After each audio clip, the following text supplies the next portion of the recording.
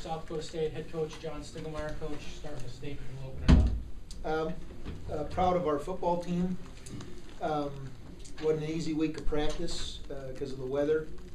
We got a lot of guys that are dinged up, and honestly, I don't know if I've been involved in a first half or a half of football better than that first half. So they came out ready to play, played in every phase of the game to perfection.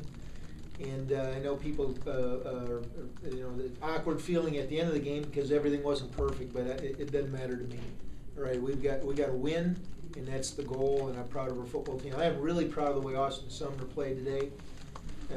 Receivers made some great catches. A lot of people will question that Zach Zenner didn't get his yards. Well, that's not how we play football here, and that's not Zach Zenner. We won the football game, and we beat a pretty good Youngstown team, so I'm excited. Questions for Coach? Coach, was there anything different with the passing game, in your opinion? Well, they played a lot of man-to-man, and so a lot of one-to-one matchups.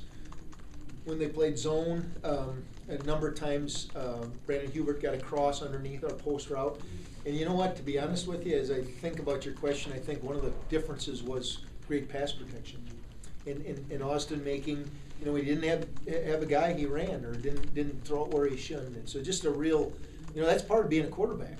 You didn't always a complete pass. So a lot of great decisions by him. I asked Austin if he felt like this was coming. Did you feel like a passing performance like this was on its way?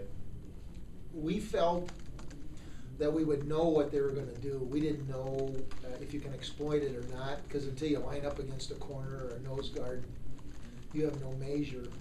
But I felt that Austin was going to come out of his shell, if you will. And it takes a lot of people to do that. And I just think Austin was really on today. Did a nice job.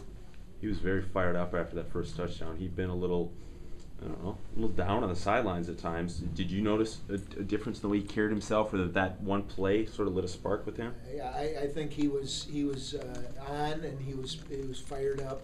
I've never had a quarterback tap me on the head twice in the game, and he did that. I was fine with that. And he was feeling like the game was moving in slow motion. It was fun to see. It's fun to see guys have success. I don't care how old they are. It's fun to see them smile and jump around at age 21, 22. Does that performance by the passing part of the offense give you hope that was sort of the one element that had kind of been missing?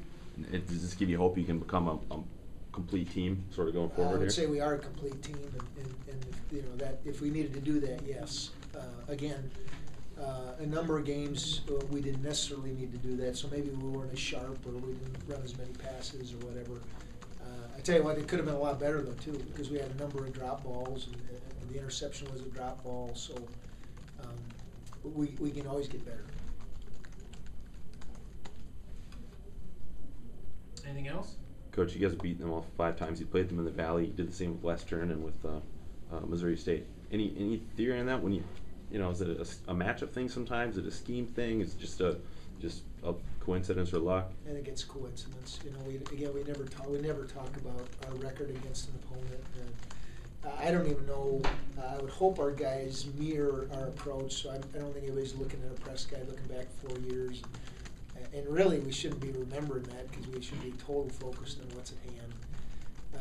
We did revisit the UNI game this year, or this week, which is totally out of character. And I don't know if it made a difference or not, but it was one thing we did to remind them how important every play is. How'd you guys come out health-wise?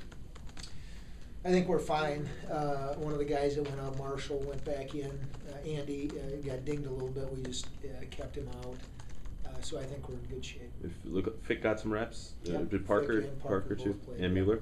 Yeah, I don't know if I think Andrew played some heavy sets. Yeah. Okay. Yeah. Your thoughts on then getting those 3 guys back and sort of trying how you go about kind of working them in, and all of a sudden you've got a bunch of extra depth there. Well, that's a good problem to have if it's a problem. Yeah, it's a neat thing, and it's almost awkward to have the record we have playing without 2 seasoned guys, and then, like you just said, work them back in. But we compete every day around here, and so as they get their feet underneath them and feel good about their injuries, I don't see any reason why they're not gonna share position, and ideally, maybe win their starting position back. But if you have 9 guys that can play offensive line, you're better off rather than 5 guys. So I know Coach Flynn likes to keep the guys out on the field, that's his deal, you know. He wants mentally tough guys, but we had to get them in and see how they play. Film will tell the tale there, so. Coach, that second quarter, 28 points, looked like the defense really was able to create a lot of opportunities for you in that quarter. Could you talk a little bit about that? Yeah, we've had a number of games really that we've played great defense, and that was a quarter where whether it was a bad snap by their long snapper or an interception by T.J. Lally or the interception by Skyler, there were a lot of guys doing big plays in the football game that have an effect, and then they feed on that. And ideally, you bring that out from halftime. But again, I have to give some credit to Youngstown State and their quarterback and running back and their whole team. But it had a huge impact. I think that the best part of what you're talking about is when Skyler intercepts the ball, makes the mistake of running it out of the end zone, really. And we get the ball in whatever yard line, get a penalty, and we go the length of the field in 42 seconds.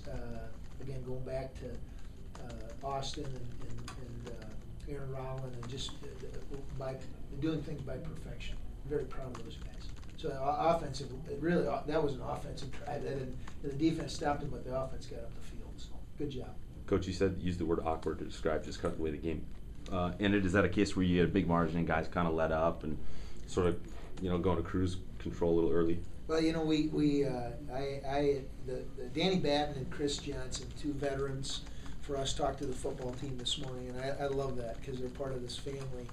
And they said essentially the same thing. They said after a football game, they didn't talk about winning as much as they talked about looking in the mirror and knowing that you played every play and you gave it everything you got and you're spent.